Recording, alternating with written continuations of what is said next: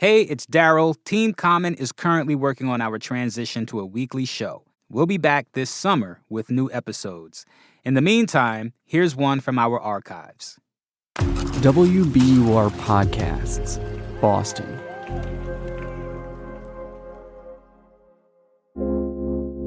I'm Daryl C. Murphy, and you're listening to The Common.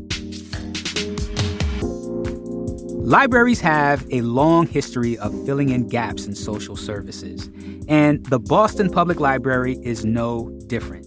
So today, we're talking with Michael Colford. He's the Director of Library Services for the BPL. He's going to fill us in about what social and community service programs they offer and what they're looking ahead to in 2023.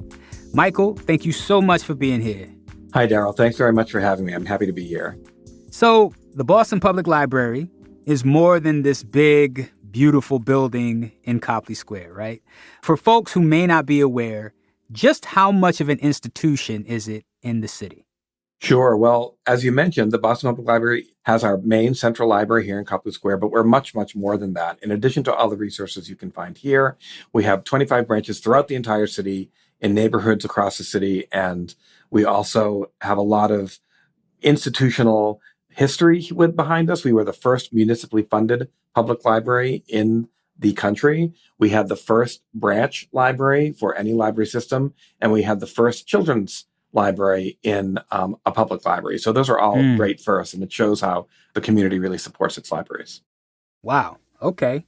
So the library has been around for a long time. You know, it's really ingrained in the community, but it's been a tough couple years. The pandemic has hit all of us.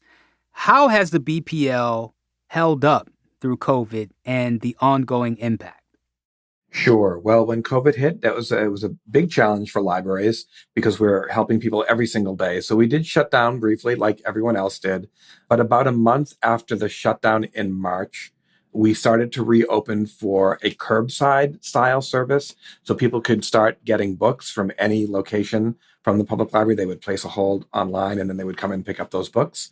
We also transitioned to doing a lot of our programming virtually. So if you had a child that attended our story time, you could still do that via Facebook or Zoom. And slowly over time, we would just keep adding services in. And now when things started to reopen, we're still dealing with this new normal that we all face now and trying to figure out the best way to serve people in today's world.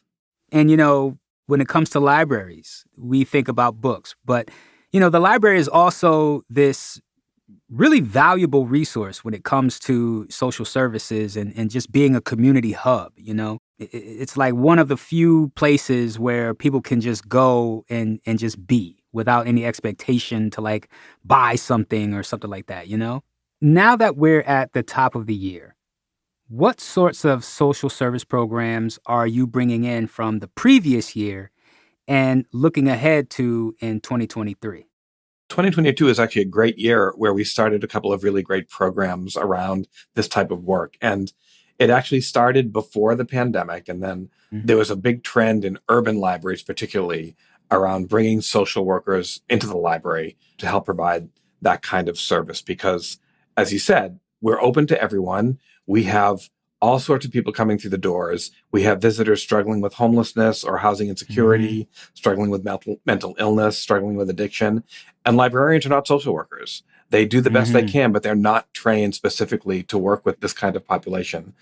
Our first step was actually about 4 years ago. We hired a health and human services specialist who is a librarian, but specialized in providing informational resources and making connections and referrals with various external partners. Then in 2002, we did hire our first library social worker who's been wonderful. She's been with us now for almost a year. She works with a team of interns from Simmons University who are in the Graduate School of Social Work. She spent her first year doing a very in-depth needs assessment. So it was a really great opportunity to start to reach out to them with a specifically trained social worker to help them in a better way. That's huge. And in addition to that, I want to zero in on one thing that I found super interesting, a particular program. I understand you have an entrepreneur in residence. Can you talk about who this person is and what they do? Sure. Our Kirstein Business Library and Innovation Center, which is found here at the Central Library, they started off offsite as a business resource library. And when we renovated the library in 2017, we added an innovation center component to the Kirstein Business Library and Innovation Center. And they provide services for entrepreneurs, for small businesses. We do financial literacy work and workforce development work. And last year in 2022, we developed this entrepreneur in residence program through the help of our fund for the Boston Public Library. So our first entrepreneur in residence is Dr. Alana DeGrassa. She started in September of 2022, and she will be our entrepreneur in residence for 8 months through April of 2023. It's a paid position. She's here about 20 hours a week. She's focusing mainly on the BIPOC community and also other underserved communities. And since she started in September, she has had over 100 appointments with prospective entrepreneurs who want to start businesses or invent something new or a new service. Oh, yeah. And just, can you give me a sense of what kind of entrepreneurs participate in that program? Like, what kind of businesses are they trying to start? It runs the gamut. I mean, we've had people who are looking to start daycare centers, some younger folk who are doing things with technology and developing apps. And the great thing about the Innovation Center is we have an innovation lab there where they can learn how to do video editing and audio editing and graphic design. They can create their own logo. They can create their own promotional video. They can do podcasts. We have a lot of people who record podcasts. So we're trying to give them the tools and then the assistance so they can go off on their own and become successful. And we're having 2 entrepreneurs in residence a year. So as she leaves us, we'll have a new one coming on. So we're very excited about this service. Yeah, that's amazing. I'm blown away. It's great. That's such good, positive news to hear. It's nice to remind people that, these things are available to you. They're free. It's public. It's there, We're going to take a quick break, but we'll be right back with more on the services you can use at the Boston Public Library.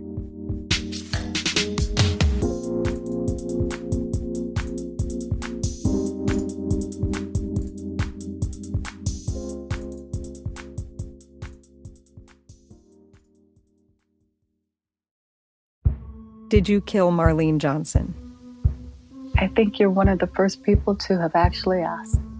From WBUR and ZSP Media, this is Beyond All Repair, a new podcast about an unsolved murder that will leave you questioning everything. Somebody should be in jail for murdering my sister. A woman who's never been believed. As long as they think I have done this, then they're not looking for who actually did this.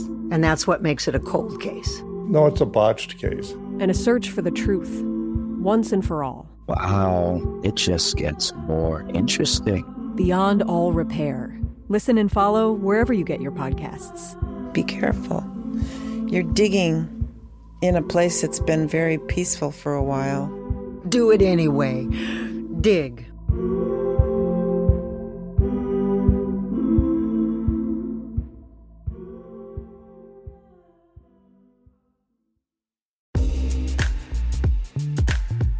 And we're back. These are some pretty major undertakings, I'm very curious to know just how sustainable and stable they are, Can you talk to me about what it takes to maintain these programs, both from a funding and management perspective? Sure. We've had a lot of challenges since the pandemic with a lot of staff vacancies. During the pandemic itself, we had a hiring freeze for a period of time. A lot of people retired a little bit early. So we're still dealing with filling those vacancies. And then the funding issue, as I mentioned earlier, the Fund for the Boston Public Library is our philanthropic arm. They raise a lot of funding for us to do these enhanced services that we're talking about. And the planning we do around this is they get us started. And then when we prove how important these services are and how much they're used, we then transition to bringing them in by talking to the city about bringing them in permanently on the city budget. So it's really the start of 2023. We're in January, it's early, etc. Is there anything new you're hoping to start this year or any goals you'd like to achieve? Sure. Well, there's a couple of things that were started in the last couple of years, but we really need to now go to the next level. So one of the great things that we did in the last year or so was a long-term lending for laptops and routers to provide people with connectivity who don't have it. So That's huge. yeah, we received a lot of federal funding for this. So over the last year, we have distributed 6,200 laptops and about 3,000 or so routers to get people connected to the internet. So we've worked very closely with the Boston Housing Authority and several other partners. Now the work we're doing that has started is, so we've gotten the technology into people's hands. A lot of these people have never used a computer before or need a lot of help working with a computer. So we have a major digital literacy component where we actually teach them the real basics about using a computer, how to use a mouse, how to search the internet, what resources are available to them. So that's a big piece that with this huge influx of new users, we hope to really spend a lot of time on. Another area that we've kind of been transitioning toward is we have a pretty successful homework assistance program through our youth services program. We hire high school mentors to work with younger kids with their homework. We're actually looking to expand that to a more broad scholastic support service where we're working with paid college mentors who help high school students with test prep, exam school test prep, SAT test prep. We have a huge demand for that. We have a lot of people asking for that. Whenever we do an SAT prep course, it's totally filled.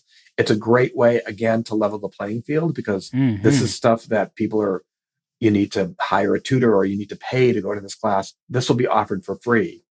Oh, that sounds pretty dope. Wow. Okay.